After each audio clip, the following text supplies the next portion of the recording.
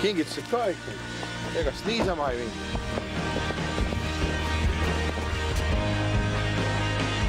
Kui saab eetrisse ka, siis läheb raadiosse.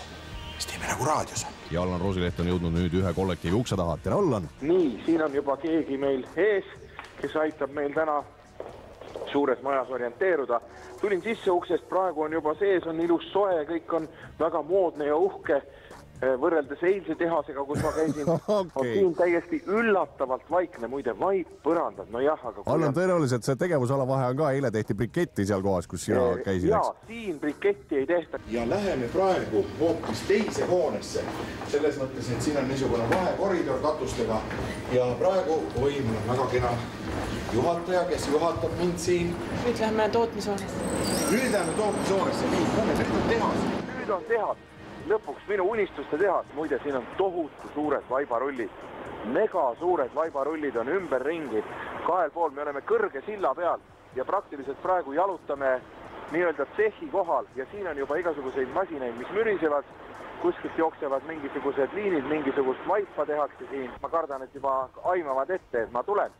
Ja see tähendab seda, et kõik on korras. Et kõik on korras. Et Raadio Star FM mängib. Ja vaatame kohe. Nii, nüüd on ukseni jäänud loetud meetrid. 250 on siin numbri peal. Number on ukse peal, kus mulle lehvitakse.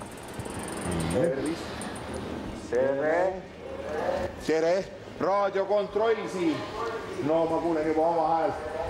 Ma usun, et Marko kuuleb ka, et minu hääl on juba raadios. Oi, kui tore on kuulda. Tšau, tervitus kõigile. Nii hea meel teid näha. Nii, ja kus on meil Mare? Sina oled Mare? Nii, Mare, väga tore. Mina olen Allan. Rõõm ja õiges kohas olen. Tervitus sulle. Kas teil 10 inimest tuleb kokku, et Himosele minna juurde, kui te selle ära võidaksite? Tule, ikka. Siin on teile aukiri selle kohta, et te olete meie klubi liige, kuulajate klubi liige ja selle saate panna endale seina peale. Aitäh!